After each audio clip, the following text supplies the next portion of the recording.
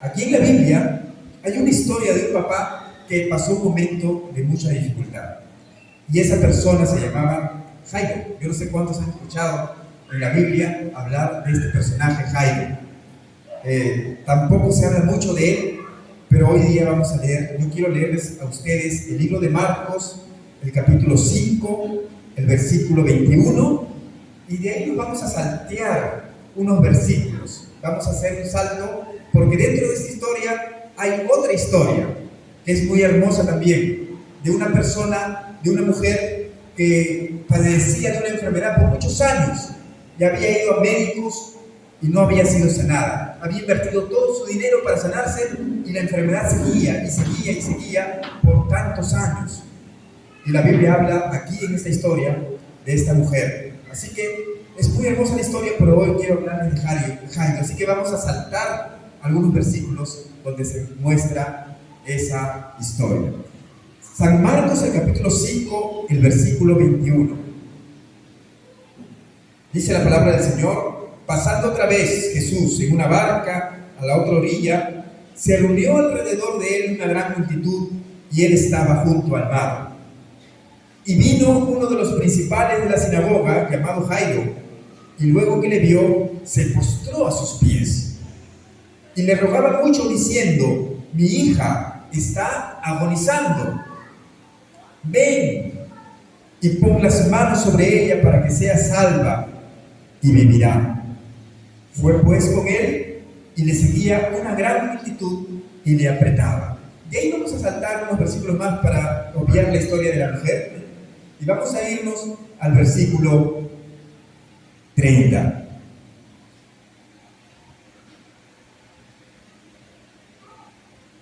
Muy bien, no, al versículo 35. Mientras él aún hablaba, vinieron de casa del principal de la sinagoga, de Jairo, diciendo: tu hija ha muerto. ¿Para qué molestan más al maestro? Pero Jesús, luego que oyó que se le decía, dijo al principal de la sinagoga: no temas, cree solamente. Y no permitió que le siguiese nadie sino Pedro, Jacobo y Juan, hermano de Jacobo. Y vino a casa del principal de la sinagoga y vio el alboroto y a los que lloraban y lamentaban mucho. Y entrando les dijo: ¿Por qué se alborotan y lloran? La niña no está muerta, sino que duerme. Y se burlaban de él, mas él, echando fuera a todos, tomó al padre y a la madre de la niña y a los que estaban con él, y entró donde estaba la niña. Y tomando la mano de la niña le dice: Talita cumi, que traducido es: niña, a ti te digo, levántate. Y luego la niña se levantó y andaba, pues tenía 12 años, y se espantaron grandemente. Pero él les mandó mucho que nadie lo supiese y dijo que se le diese de comer. Muy bien, hermanos, esta es una historia alucinante, es una historia espectacular. ¿Qué pasaría? Una niña de 12 años, ¿no? Ya casi puber, ¿no? Para entrar a la adolescencia, que se está muriendo. La Biblia no dice exactamente qué es lo que tenía esta niña, pero dice que estaba agonizando y al final murió. Así que el problema de salud que pasaba esta niña no era nada sencillo, era un problema grave. Era un problema grave. Yo imagino esto en mi hijo, y realmente yo creo que también sentiría esa desesperación de ver que mi hijo está agonizando y sé que está peligrando su vida. Yo creo que en ese momento yo haría cosas que no me atrevería a hacer si no pasaría esa experiencia. Por ejemplo, a mí me es difícil ir a una persona y decirle: préstame dinero. Para mí es muy difícil. Yo no sé para ustedes cómo será eso. Eso para mí sí es difícil. Pero si yo tengo a mi hijo en esa situación, yo creo que sí iría y pasaría sobre eso, esa timidez que tengo, y pediría, no sé a quién pediría prestado, ¿no? Hay cosas que uno hace que en otras ocasiones no lo haría, ¿verdad? Aquí tenemos a Jairo y a su hija que estaba agonizando. Hermanos, Jairo, dice la Biblia, en los primeros versículos que leímos, que era un principal de la sinagoga. La sinagoga era el lugar parecido a este templo que había en Israel, donde los israelitas y judíos se reunían cada cierto tiempo, creo que era semanalmente, para estudiar la ley de Dios. Los israelitas tenían un templo grande y principal, pero muchas personas vivían lejos del templo y no les era fácil ir hasta el templo. Por eso que se construyeron templos pequeñitos, ¿no? Donde solamente se estudiaba la palabra de Dios, se estudiaba la ley de Dios. A estos templos y a estas casas se les llamaban sinagogas. Dice la Biblia que este Jairo era un principal de la sinagoga, era un líder de este lugar. Y un requisito para ser líder de estas sinagogas era que tenía que ser un maestro de la ley. Y a estos maestros de la ley se les llamaba fariseos. Tenía que ser fariseo para poder dirigir y administrar una sinagoga. Jairo era un administrador de una sinagoga. Jairo era un fariseo. Y un fariseo, hermanos, no era cualquier persona.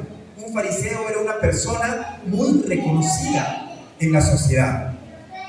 Un fariseo era una persona muy estudiada. Era un maestro de la ley de Dios. Era un erudito. Un fariseo era una persona que cuando la gente pasaba simplemente le mostraba respeto, porque era una persona de un nivel intelectual respetable. Pero también los fariseos, así como eran personas muy preparadas, eran doctores en la ley de Dios, así estos fariseos también tenían sus cositas por ahí, ¿no? Eran personas muy soberbias, ¿no? Muchos dirán con razón, ¿no? Pero eran soberbias y se creían que sabían mucho. Y miraban al resto como personas de menor nivel, ¿no? Miraban al resto del hombro para abajo, ¿no? Y estaban atentos a ver quién caía, ¿no? A ver quién cometía un error. Y estaban ahí, así como esos policías que paran haciendo operativos, ¿no? Y yo creo que esos policías quieren que la gente cometa falta, ¿no? Cuando me para un policía en un operativo, cuando me paran a mí, yo siento que el policía está esperando a que me falte un documento, ¿no? Porque están ahí al acecho. Estos fariseos estaban igual. Estaban esperando que la gente cometa un error, ¿no? Y cuando cometan un error, ellos iban primero y señalaban a la persona y condenaban a la persona. ¿Se acuerdan cuando una mujer fue capturada o fue sorprendida en pleno acto de adulterio? Estos fariseos la sorprendieron en el acto de adulterio. ¿Y qué hicieron? Lo primero que hicieron es condenar a la mujer. Y la trajeron a donde estaba Jesús y dijeron: Jesús, hemos traído a esta mujer, la hemos encontrado en pleno acto de adulterio, con las manos en la masa. ¿Tú qué dices? La ley dice que le apedreemos, que muera apedreada. Miren, ven, los fariseos eran campeones en acusar. Eran campeones en condenar a las personas. Estos eran los fariseos. Personajes muy respetados, pero personajes muy soberbios. ¿Y saben qué? Los fariseos rechazaban a Jesús. Porque ciertamente Jesús no era una persona estudiada como ellos. Pero Jesús les decía las cosas de frente. Jesús les decía a los fariseos: hipócritas, hipócritas. Y les decía la verdad. Y los fariseos odiaban tanto a Jesús porque Jesús tenía muchos seguidores. Y cada vez más la gente seguía a Jesús y Jesús predicaba en contra de las actitudes de los fariseos. Los fariseos no querían que la gente haga nada en el día sábado. Porque la Biblia decía, la ley decía: el sábado consagrarás y descansarás. Y la gente no podía hacer nada el sábado porque los fariseos estaban al acecho. Si tú cargabas una maleta, ya estás trabajando porque estás llevando una maleta. Y no es broma. Si tú te amarrabas el zapato, te acusaban porque eso ya generaba un trabajo y no podías hacer eso. Miren hasta dónde y hasta qué extremo llevaban la interpretación de la ley estos fariseos. Sin embargo, Jesús sanó a muchas personas ese día de reposo y ese día donde no se debía hacer nada. Los fariseos tenían por una persona no grata a Jesús. Los fariseos querían que Jesús desaparezca del mapa. Para ellos Jesús era una persona inferior. ¿Cómo nos vamos a rebajar ante Jesús? Sin embargo, hermanos, este fariseo llamado Jairo, que era orgulloso y soberbio, en el momento de la desesperación, en el momento cuando ve a su hija que está agonizando, hace cosas que uno no haría en otro momento. Jairo hizo cosas que no haría en otro momento. ¿Qué hizo? Fue y recurrió a Jesús, a esa persona que ellos detestaban. Fue a él. Y no le importó que sus colegas fariseos le digan: oye, ¿qué estás haciendo? ¿No? ¿Estás yendo a él? No le importó eso. No le importó su posición social que tenía.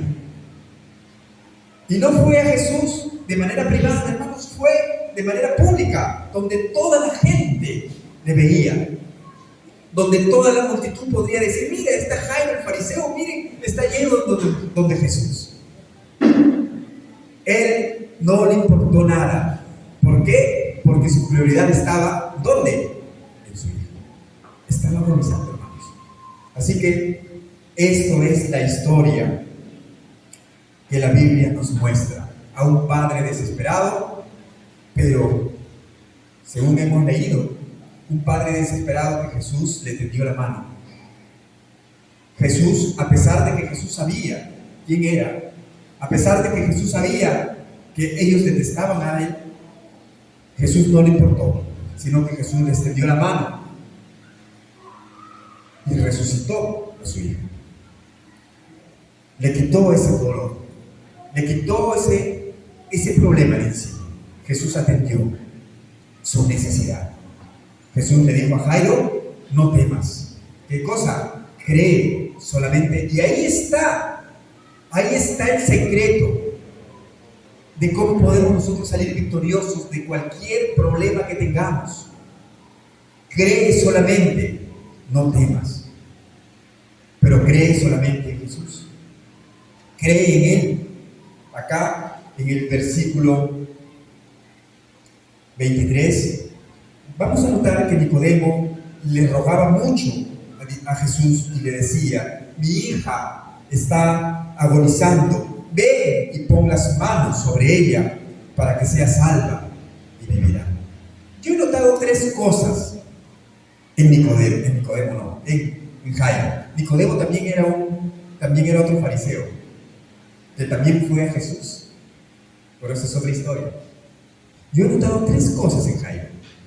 Uno es que muestra ternura y amor para con sus hijos. Ternura y amor para con sus hijos. Lo segundo que veo en Jairo es su desesperación, su ansiedad. Y lo tercero que veo en Jairo es la fe inquebrantable que tenía en Jesús. Tres cosas. Y tres cosas que nosotros como padres, yo creo que tenemos que tener. Yo creo que lo primero sí lo tenemos. Porque si yo pregunto cuánto amamos a nuestros hijos, todos vamos a levantar la mano con total seguridad, ¿no? Sin vacilar, con total convicción. Porque ¿quién no ama a su hijo? Con todos los errores que podamos tener como papás, con todas las debilidades que podamos tener como padres, yo creo que dentro del corazón nosotros podemos decir con total convicción: yo sí amo a mi hija o a mi hija. Así que si yo pregunto en esta noche quiénes son los papás que aman a Jesús, no, que aman a sus hijos, todos vamos a levantar la mano. Jairo también amaba a su hijo. Él mostró ternura, mostró amor para con sus hijos. Y eso es algo que el papá y la mamá deberían mostrar para con sus hijos. Yo sé que todos lo tenemos. Hay a veces actitudes de los papás y de las mamás que se ven en las noticias, ¿no? Papás que abandonan a sus hijos, ¿no? Papás que violan a sus hijos, papás que maltratan a sus hijos, papás y mamás que abandonan a sus hijos. Y en las noticias pasa, ¿no? Yo todos los días al levantarme A veces prendo la televisión y pongo Canal 4, Canal 5, Canal 9, Canal 2, cambio de canal en canal, y en todos los canales, en la mañana, todas las noticias son muertes, sicarios, violaciones, asaltos, ¿no? ¿Sí o no? Es verdad, ¿no? Es así, hermanos, todos. Y cambio de canal en canal y siguen pasando las mismas noticias. Pero dentro de esas noticias a veces hay noticias desgarradoras de papás y mamás contra sus propios hijos. Y yo me pregunto, ¿realmente esos padres amarán a sus hijos? Yo digo, me puedo equivocar, pero yo creo que no. ¿Ustedes qué piensan, hermanos? ¿Un padre que viola a su hijo amará a su hijo? ¿Qué clase de amor será? No, pero yo creo que no. ¿Un padre que abandona a sus hijos amará a sus hijos? Yo creo que no. ¿Un padre que se despreocupa por las provisiones y las necesidades de sus hijos? Yo creo que no ama a sus hijos. Yo no sé si me equivoco, pero dentro de mi concepción, al mirar esas noticias, yo digo, yo creo que no aman a sus hijos. Pero en esta noche no hay ese caso. En esta noche yo sé que ustedes aman a sus hijos. Tenemos errores, sí, pero amamos al hijo. Amamos a nuestros hijos. Pero si hay papás, si hay mamás que no lo hacen, ¿no? Dios desea y Dios exige, Dios demanda, según la palabra de Dios, que uno ame a su hijo y a su hija por sobre todas las cosas. Solamente por encima tiene que estar Dios. Pero de ahí uno tiene que amar a sus hijos y a su familia. Es así. Inclusive, hermanos, nuestra familia debe estar por encima de la propia iglesia. ¿Qué les parece? Solamente por encima tiene que estar Dios, tu relación con Dios. Eso es lo principal. Pero de ahí, tu familia, hermanos, tu esposa y tus hijos. Por encima incluso de la iglesia. Por eso que ese día que yo les cuento que mi hijo estaba muy mal y yo tenía que venir acá a la iglesia y tenía que predicar, ¿qué es lo correcto que tuve que hacer? No, hijo, está con fiebre, no importa, primero es la iglesia y tengo que predicar. ¿Sería correcto eso? No, porque mi familia tiene que estar incluso por encima de las actividades de la iglesia. Es que muchos confundimos la iglesia con Dios, ¿no? Dios es una cosa y mi servicio en la iglesia es otra cosa, ¿no? Y eso tiene que estar por encima, hermanos, por encima de tu trabajo, tus hijos, por encima de tus sentimientos particulares, tus hijos. Hermanos, el amor por nuestros hijos es algo que no es negociable según la palabra del Señor. Amén. Amén, hermanos. ¿Sí? Bien, hermanos, un aplauso para el Señor.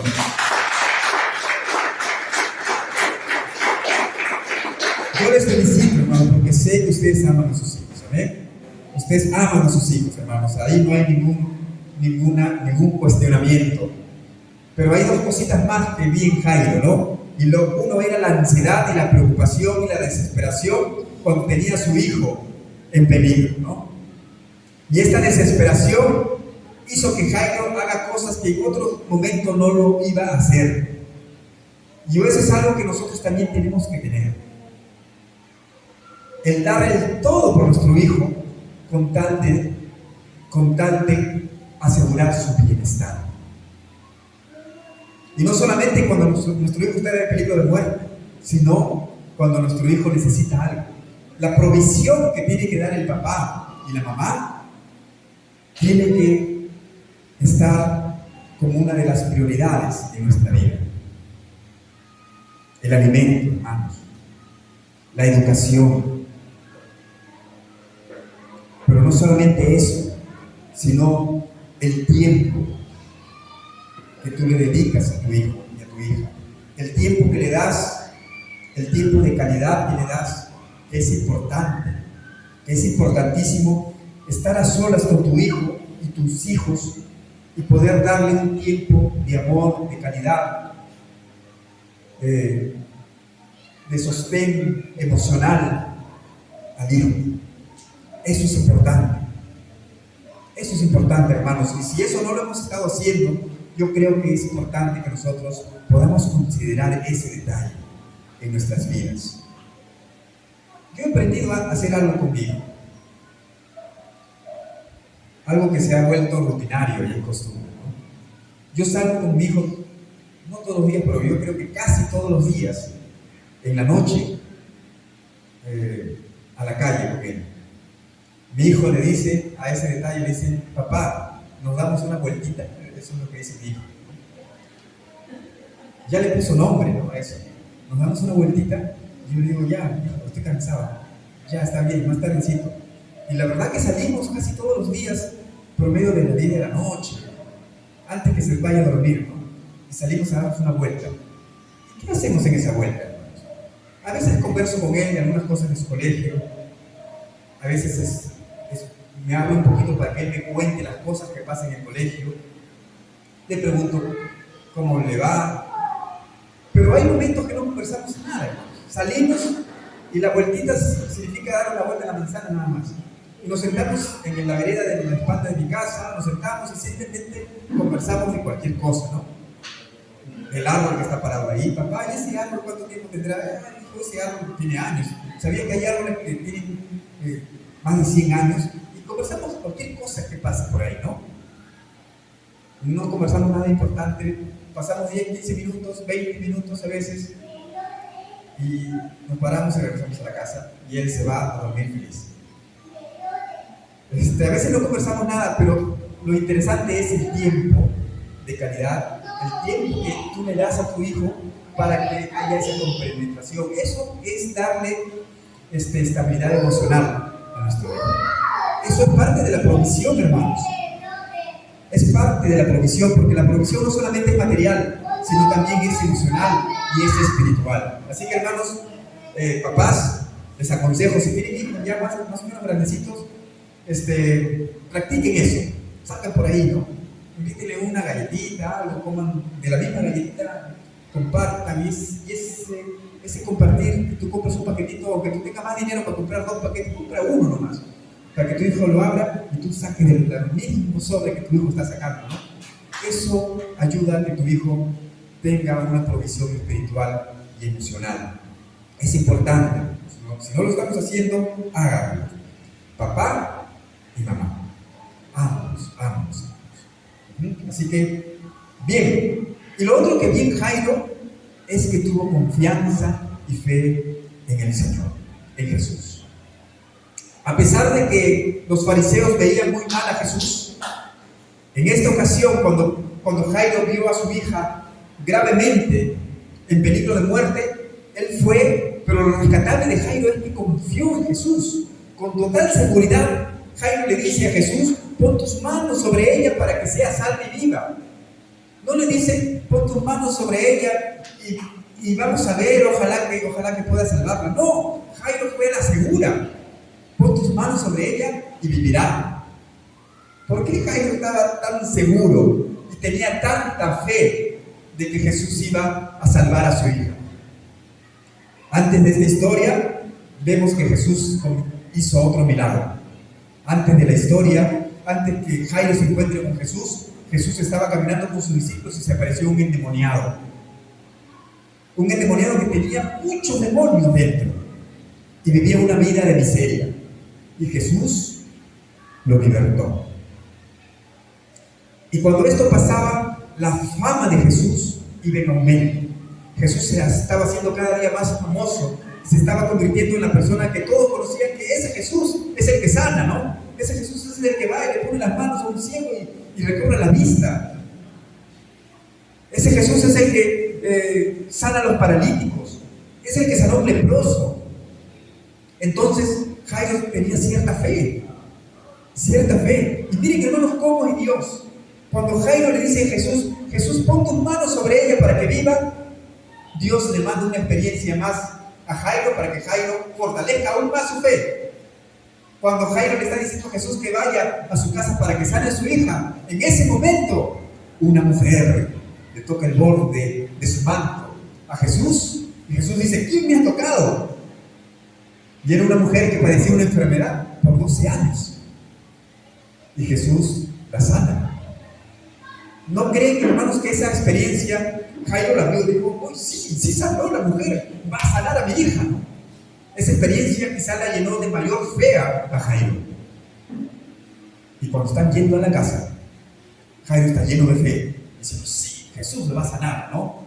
Jesús le va a sanar, mi hija está agonizando, pero Jesús la va a sanar. Jesús, apúrate. Sanó a una mujer. Qué bien, Jesús sana, va a sanar a mi hija. Y cuando están llegando a la casa, sale uno de los familiares, uno de los que estaban ahí en casa, y le dice, Jairo, ya no hay nada más que hacer. Ya no molestes al maestro. Tu hija acaba de morir. Acaba de morir. Se demoraron. Jairo en ese momento, me imagino que habrá dicho, si no hubiera sido esa mujer que interrumpió el camino, hubiera llegado antes, ¿no?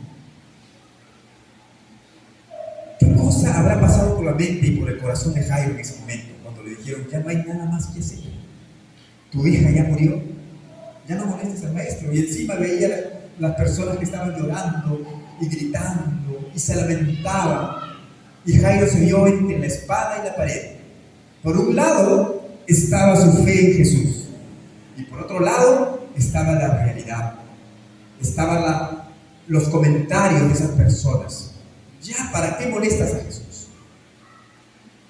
Y la fe de Jairo en ese momento se ve probada.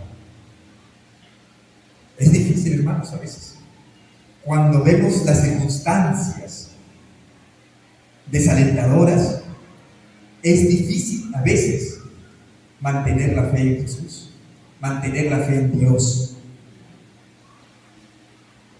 Pero aún en los momentos difíciles, uno hay que tener confianza y fe en Dios. Jesús le dice a Jairo, Jairo, tranquilo, no importa lo que están diciendo ellos, no los escuches, no temas, solamente cree, solamente cree. Dice el versículo 36, pero Jesús oyó lo que se decía y le dijo al principal de la sinagoga, no temas, cree solamente. Hermanos, si yo le tendría que poner un título a esta reflexión, créanme que yo le pondría, no temas, cree solamente. Porque es una frase, hermanos, que como que encierra toda la historia, todo el propósito de la historia. Todo el propósito de la historia. Jesús, cuando se detuvo con la mujer, Jesús sabía que su hija, la hija de Jairo, ya había muerto. Y no apresuró el paso, sino que se quedó con la mujer y diciendo, ¿quién me ha tocado? Jesús, pero si estamos acá que todos nos apretujamos, entonces ¿quién te ha tocado? No, yo sé que alguien me ha tocado con mi intención, porque he sentido que ha salido poder de mí. Jesús lo hizo tan despacio, no se apuró en ir a la casa de Jairo. Jesús ya sabía que la hija iba a morir, pero Jesús lo hizo porque él tenía el propósito de resucitar a esta hija de este principal de la sinagoga. Jesús tenía un propósito, y ese propósito era enseñarles, no temas, cree eso. Hermanos, esto sí es un poco más difícil de desarrollar en nuestras vidas. El amor a nuestros hijos para nosotros es algo sencillo, porque nos nace del corazón. El darle provisión a nuestros hijos para nosotros también es algo que no lo podemos dudar. Nos nace del corazón darle educación, nos esforzamos por trabajar. Quizás no hemos estado teniendo tiempo de calidad, pero esforzándonos podemos corregir eso y podemos darle más tiempo a nuestros hijos, podemos jugar con ellos, podemos ir aprendiendo poco a poco. Pero cuando las circunstancias se ponen difíciles, cuando parece que todo está perdido, esto sí es difícil confiar en Jesús. Aún para los cristianos, hermanos. Es difícil poner nuestra confianza cuando todo a nuestro alrededor parece que ya no se puede. Cuando parece que todo se ha derrumbado. Cuando parece que ya no hay solución. Es difícil confiar. Es difícil confiar. Pero Jesús le dijo a Jairo, no temas, cree solamente. ¿Cuál fue el desenlace de la historia? Jesús Jesús sanó a su hija, levantó a su hija de la muerte, y Jesús atendió a esta necesidad que tenía Jairo. Pero Jairo creyó en Jesús. Hermanos, y le hablo a todos, a toda la iglesia, papás, mamás, jóvenes, abuelos, nietos, hijos, a todos. Todos pasamos momentos difíciles, yo también, pero hay momentos en que parece que ya no hay nada más que hacer. Hay momentos en que parece que todo ya se derrumba.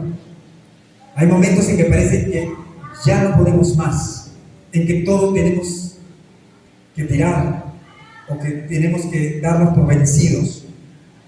Cuando ya no podemos más, la Biblia nos dice que en ese momento tienes que poner tu confianza en el Señor con mayor razón. No temas.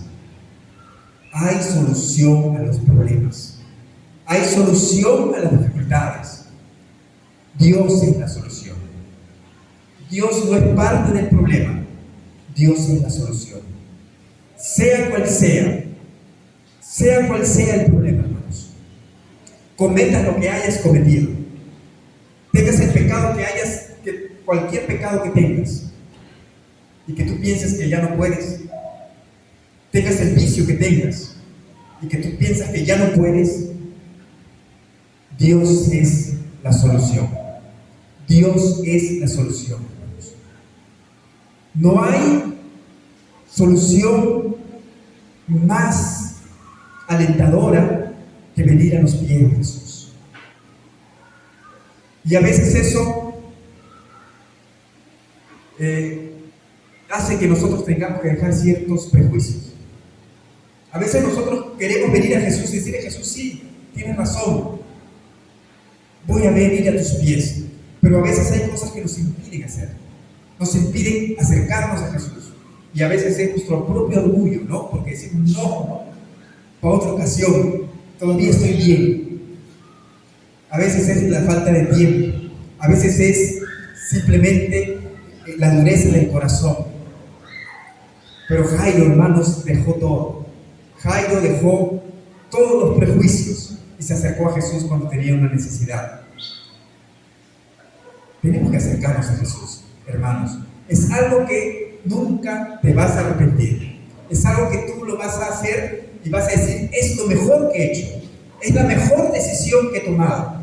Y cuando empiezas a vivir una vida diferente con Jesús, vas a ver que cuando vengan los problemas, van a venir, porque siempre van a estar, pero lo vas a enfrentar ya no solo, lo vas a enfrentar con Jesús.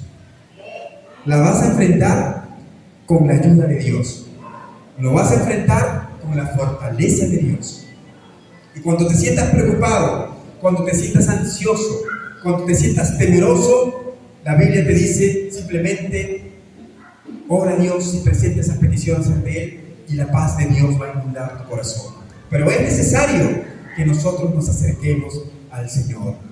No hay otra forma mejor que venir a sus pies y que Él nos haga vivir una vida diferente. La Biblia dice que cuando uno viene a Cristo, nueva criatura es. Nueva criatura es. Hermanos, no interesa lo pasado, no interesa lo que tú fuiste antes, no interesa los problemas que tenías, no interesa cómo has vivido, no interesa la forma, no interesa lo que tú has cometido, hermanos. Así sea lo peor que hayas hecho, cuando uno viene a Cristo, Dios olvida todo y Dios te considera una nueva criatura, y la cosa es de aquí para adelante, de aquí para atrás ya no interesa. Es una nueva criatura la persona que viene a Cristo. Amén. Vamos a ponernos en pie, hermanos, y vamos a agradecer al Señor. Que Dios nos bendiga, hermanos. Que Dios bendiga a cada papá. Que Dios bendiga su hogar. Que Dios bendiga tu trabajo. Que Dios bendiga tu hogar, tus finanzas. Que Dios te dé sabiduría para poder criar y educar a tus hijos en el temor de Dios, y puedan ser hombres y mujeres de bienestar, hombres y mujeres que puedan ser grandes hombres y grandes mujeres, pero depende de nosotros. Vamos a orar y vamos a agradecer al Señor.